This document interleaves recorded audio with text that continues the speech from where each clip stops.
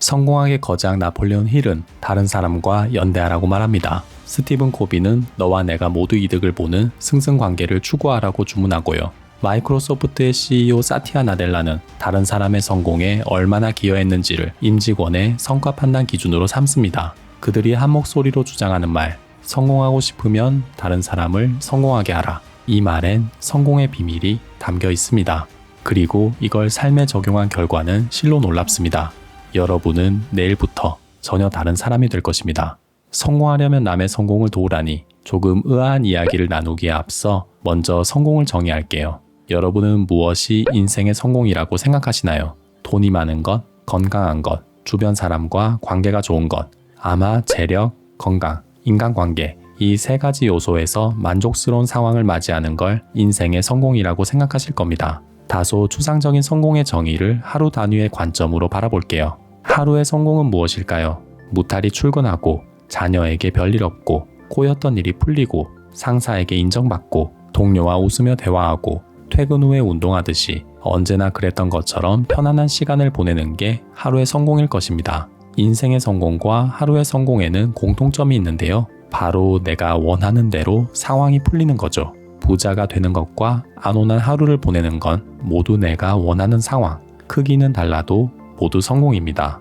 이제 서두에서 말씀드린 성공하려면 남의 성공을 만들어라는 이야기로 돌아올게요. 왜 남의 성공을 돕는 게 내 성공으로 이어질까요? 그 이유는 남의 성공을 도우기 위해 행동하면 내가 원하는 상황이 만들어지기 때문입니다. 내가 원하는 상황을 만드는 게 성공인데 남의 성공을 도왔더니 내가 원하는 상황이 만들어지므로 성공하게 되는 거죠. 무슨 말인지 조금 헷갈리시죠? 예를 들어 볼게요. 연봉을 올리려면 어떻게 해야 할까요? 맞습니다. 회사의 발전에 기여하면 됩니다. 회사의 발전에 기여한다는 것은 상사가 바라는 대로, 넓게는 CEO가 원하는 대로 일한다는 것입니다. 상사의 성공, CEO의 성공, 회사의 성공을 도우면 내 가치가 올라가고 그만큼 연봉이 올라가겠죠. 임원으로 승진하는 직원은 모두 회사의 발전에 기여한 사람입니다. 일을 잘한다는 건 단순히 개인 역량이 뛰어난 것만을 의미하지 않습니다. 개인 역량이 부족해도 상사의 가려운 곳을 긁어주는 사람이 일 잘하는 사람입니다. 상사가 원하는 대로, 즉 상사의 성공을 도우면 일 잘하는 직원이 되는 것입니다. 그래서 상사의 우중을 파악하고 무엇을 원하는지 캐치해야 합니다. 상사가 원하는 상황을 만들어주면 내 성공이 자동으로 따라오니까요. 축구 선수가 성공하려면 어떻게 해야 할까요? 감독과 관중의 성공, 즉 그들이 원하는 상황을 만들어주면 됩니다. 골을 넣기 바라는 감독의 기대에 부응하고 상대 선수의 공격을 막아주길 바라는 관중의 바람을 실현해주면 됩니다. 그렇게 감독과 관중이 원하는 상황, 팀의 승리에 기여하면 자동으로 내가 성공하는 것이죠. 잘 팔리는 책은 독자에게 도움이 되는 책이고 조회수가 높은 영상은 독자에게 만족을 주는 영상입니다. 독자를 고려해서 글을 써야 하는 이유, 시청자를 고려해서 영상을 제작해야 하는 이유는 같습니다. 콘텐츠를 소비하는 대중이 바라는 상황을 만들어주는 것, 그들의 욕구를 충족해줘야 성공할 수 있으니까요. 내가 생각했을 때 아무리 좋은 콘텐츠여도 대중이 그렇게 받아들이지 않으면 그저 그런 콘텐츠인 것입니다. 기업이 타겟 구매층을 설정하고 소개팅할 때 남녀가 꾸미고 나가는 이유도 똑같습니다. 상대가 원하는 것을 제공해주기 위해, 즉 상대의 성공을 이끌어내기 위해서입니다. 결과는 높은 매출과 다음 만남으로 이어집니다. 상대가 원하는 상황을 만들어주는 것, 이게 내 성공을 만드는 가장 확실한 지름길입니다. 다른 사람의 성공을 만들면 성공한다. 그렇지만 이 문장에는 중요한 전제 조건이 있습니다. 바로 다른 사람의 성공을 돕는 행동이 나도 좋아하고 바라는 일이어야 한다는 것이죠. 상사의 성공을 이뤄주기 위해 업무에 열정을 쏟고 회사에 헌신하는 일이 가치관에 맞지 않으면 성공이 아닙니다. 좋은 고과와 보너스를 받을 수 있겠지만 하루하루가 고통의 연속이겠죠. 세상에서 축구가 제일 싫은데 어쩔 수 없이 경기에 나서야 한다면 불행할 겁니다. 남이 원하는 것과 내가 좋아하는 것의 싱크로를 최대한 맞추는 것, 다른 사람의 성공을 도우면서 스스로의 즐거움과 의미를 느끼는 행동을 하는 게 진정한 성공입니다. 상사의 성공을 돕는 일이 내 역량을 증진시키고 이로 인해 보람을 느낀다면 진짜 성공입니다. 팀의 승리에 기여하면서도 축구하는 게 세상에서 가장 즐겁다면 진짜 성공입니다. 우리가 해야 할 일은 두 가지입니다.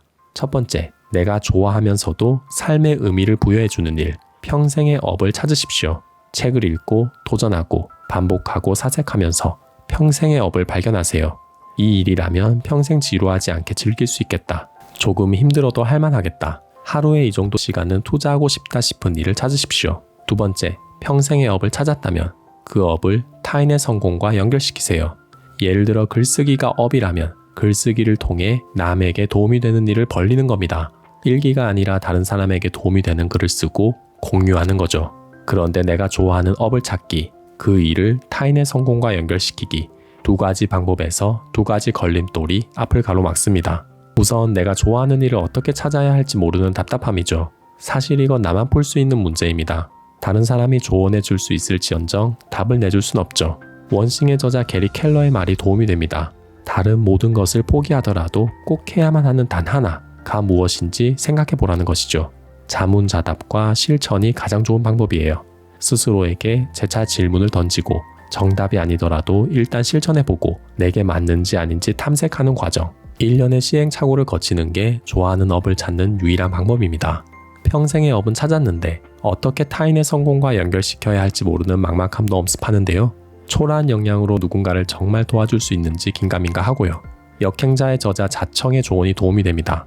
그는 어떤 일에서든 반드시 나보다 더 초심자인 사람이 있다고 조언하며 그들을 돕는 콘텐츠를 만드는 게 성공의 시작이라고 말합니다. 예를 들어 요리를 좋아한다면 나만의 된장찌개 레시피를 블로그나 유튜브에 올려보세요. 그럼 누군가가 여러분이 제공한 레시피를 보고 따라할 것입니다. 내 노하우로 다른 사람의 일상생활에 도움을 주게 되는 거죠. 아니, 백종원 선생님이 이미 된장찌개 레시피를 공개했는데 나 따위가 무슨 자격으로 된장찌개 만드는 법을 올리겠어? 이건 아닌 것 같아 라는 생각이 드시나요? 성공의 뜻이 없다면 상관없습니다. 하지만 성공하려면 다른 사람이 원하는 상황을 만들도록 도와줘야 합니다. 내가 아는 것, 내 콘텐츠를 세상에 공유해야 합니다. 된장찌개 레시피가 별로 반응이 좋지 않으면 두루치기, 달걀말이, 멸치볶음으로 계속 시도하는 겁니다. 그렇게 도전하면서 역량을 키우고 대중의 반응을 살피면서 콘텐츠 제작 기술을 기르는 거죠. 둘이 먹다 하나가 죽어도 모를 레시피여도 혼자만 먹으면 성공할 수 없습니다. 세상에 내놓아야 다른 사람을 배부르게 만들어야 성공할 수 있습니다. 다른 사람의 성공을 돕는 게 성공이라면 우리가 해야 할 일은 명확합니다. 다른 사람을 돕는 시간을 늘리는 거죠. 지금 여러분은 다른 사람을 돕기 위해 행동하고 계시나요? 아니면 나만을 위해 행동하고 계시나요? 공부하는 목적이 자격증을 따기 위해서라면 관점을 조금만 비틀어 보십시오. 자격증을 취득한 다음에 다른 사람을 돕는 것까지 내다보는 겁니다. 자격증을 따는 게 목적이 아니라 자격증을 받고 난 뒤를 떠올리는 거예요. 자격증을 어떻게 활용할지, 무엇을 이롭게 할 것인지 생각하십시오. 그럼 똑같이 공부해도 공부의 의미가 180도 달라집니다. 한 번 보고 말 자격증을 따기 위해서가 아니라 눈에 보이지 않는 누군가를 돕고 사회에 기여하기 위한 공부가 됩니다. 독서, 운동, 공부, 글쓰기, 대화 모두 마찬가지입니다. 단순히 그 일을 실천하고 만족을 느끼는 것을 넘어 그 일을 통해 다른 사람을 어떻게 도울 수 있을까 생각해 보세요. 그럼 그 일에 더욱 몰입하게 되며 조금 힘들더라도 쉽게 포기하지 않는 끈기를 갖추게 됩니다. 그리고 이윽고 크고 작은 성공이 따라올 것입니다. 다른 사람을 돕는 일이 가치관을 벗어나지 않는다면 상대의 기쁨과 성취를 먼저 고려해 보십시오. 어렵지 않습니다. 간단한 것부터 시작하세요. 마음만 먹으면 얼마든지 상대가 원하는 상황을 만들어줄 수 있습니다. 동료와 마주치면 반갑게 인사하고 친구에게 웃으며 안부를 나누고 상사에게 무엇을 고민하는지 물어보세요. 그게 성공의 첫걸음입니다. 성공하고 싶으면 다른 사람을 성공하게 하라. 명사들의 이야기를 기억하십시오. 그리고 다른 사람을 위해 행동하는 시간을 늘리십시오. 그 시간이 돌고 돌아 결국 나를 가장 이롭게 만들 테니까요. 오늘도 긴 시간 경청해 주셔서 감사합니다. 언아웃 꿈이었습니다.